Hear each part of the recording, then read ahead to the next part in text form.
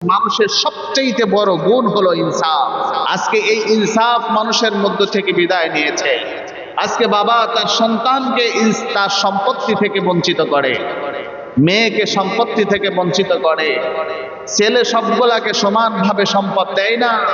তাকে যে একটু বেশি ভালো লাগে তার কাছে, কেমন যেন তাকেই সবকিছু লিখে দেয়। তাকে যদি 2টা বাড়ি দেয়, আর একজন ছেলে সে একটু তার কথা কম শোনার কারণে তার সম্পদ একটু কমায় দেয়। মনে রাখবেন, এটা ইসলাম সমর্থন করে না।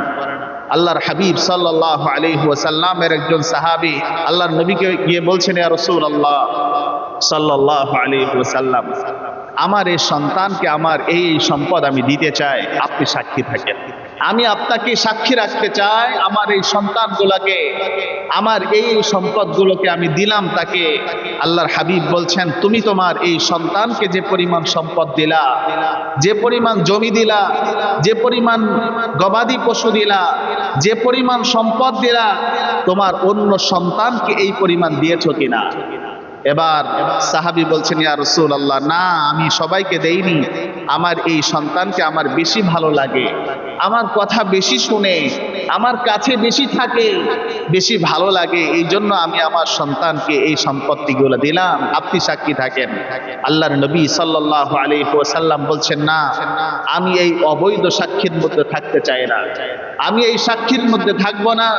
কারণ তুমি যেটা আমাকে রাখতে, তোমার সন্তানকে যেটা দিচ্ছ, এটা তোমার জন্য অবৈধ, বৈধ নয়। আল্লাহর নবী বলেন, ও আমার সাহাবী, তুমি তোমার সবগুলো সন্তান থেকে কেমন আচরণ প্রত্যাশা করো? নবীর সাহাবী বলেন, সবার থেকে সুন্দর আচরণ প্রত্যাশা করি। আল্লাহর নবী সাল্লাল্লাহু আলাইহি ওয়াসাল্লাম বলেন, তাহলে তুমি তোমার সমস্ত সন্তানদের মাঝে তোমার সমস্ত সম্পদগুলোকে সুন্দরভাবে, পরিপূর্ণভাবে, সমানভাবে বন্টন করে দাও।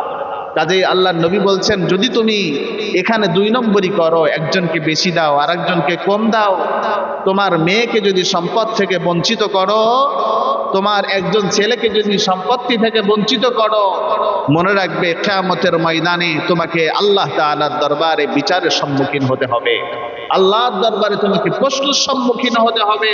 আল্লাহ না করুক, এই কারণে তোমাকে জাহান্নামের অধিবাসী হয়ে যেতে হবে।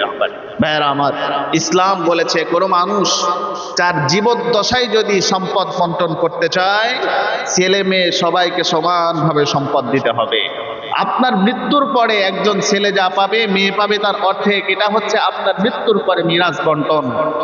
কিন্তু আপনি জীবিত থাকতে যদি বন্টন করতে চান, ইসলাম বলছে সবার মাঝে সমানভাবে সম্পদ বন্টন করতে হবে। আপনি জীবিত থাকতে কাউকে কম দিবেন, কাউকে বেশি দিবেন, চলবে না। ইসলাম বলছে, তুমি যদি তোমার ছেলেকে একটা চুমা দাও, একটু আদর করো, তোমার মেয়েকেও সমপরিমাণ আদর করতে হবে, একেবারে সমান সমান। তুমি তোমার ঘরে যে পরিমাণ খাবার আনবে, ছেলেকে যতটুকু দিবে, মেয়েকে ততটুকু দিতে হবে। তোমার যদি 2টা বিবি থাকে, 2জন বিবিকে সমানভাবে সম্পদ বন্টন করে দিতে হবে, খাবারগুলো বন্টন করে দিতে হবে।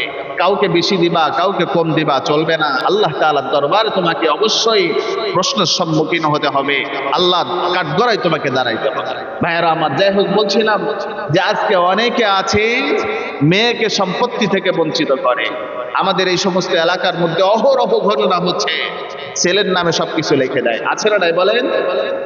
অনেকে বলেন, আমার কাছে আফসোস করেন, এই জন্য চিন্তা করলাম ইনসাফ নিয়ে আমার মুসল্লিদেরকে কিছু বলা উচিত।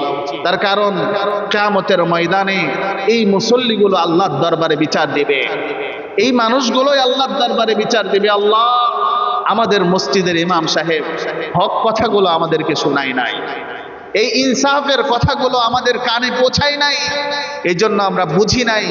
এই জন্য মানা আর না মানা আপনার নিজের ব্যাপার, কিন্তু আমার বলার দরকার, ইমানি দায়িত্ব অবশ্যই আমাকে বলতে হবে।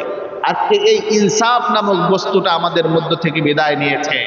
আপনি আপনার ছেলের নামে সবকিছু লিখে দিলেন, আপনার ছেলের নামে বাড়ি জায়গা সবকিছু লিখে দিলেন, মেয়েটাও আপনার, মেয়েকে দিলেন না। 80 রাকাত নামাজ পড়লে কি হবে? ওই নামাজ কোনো কাজে আসবে না, আপনাকে জাহান্নামে নিক্ষিপ্ত করবেন আল্লাহ তাআলা। এজন্য সাবধান হতে হবে। আপনার জীবদ্দশায় যদি আপনি আপনার সম্পত্তি বন্টন করতে চান, তাহলে অবশ্যই ছেলে মেয়ে সবাইকে সমানভাবে দিতে হবে। আপনার মৃত্যুর পরে যদি বন্টন হয় তাহলে ছেলে যেটা পাবে মেয়ে তার অর্ধেক পাবে। কিন্তু অনেকে এই মাসালাগুলো জানে না। ওই যে ছেলে যেটা পাবে মেয়ে তার অর্ধেক পাবে, এই হিসাব করে তার জীবিত থাকতেই সম্পত্তি বন্টন করে দেয়। না, এটা ভুল সিদ্ধান্ত। ইসলাম বলেছে তুমি জীবিত থাকতে যদি বন্টন করতে চাও তাহলে সমানভাবে দিতে হবে। তোমার মরার পরে যদি তারা সম্পত্তি বন্টন করে নিজেদের মধ্যে, তাহলে ছেলে যেটা পাবে মেয়ে তার অর্ধেক পাবে। অনেকে এটা বুঝে না। ভাইরা আমার, যাই হোক, বলছিলাম আজকে আমাদের সমাজের মধ্যে থেকে ইনসাফ নামক বস্তুটা উঠে গিয়েছে, মানবতা নামক বস্তুটা আমাদের মধ্যে থেকে উঠে গিয়েছে। নবী বলেন যার মধ্যে মানবতা নাই, যার মধ্যে ইনসাফ নাই, সে কখনো মুমিন হতে পারে না, সে মুসলমানই হতে পারে না।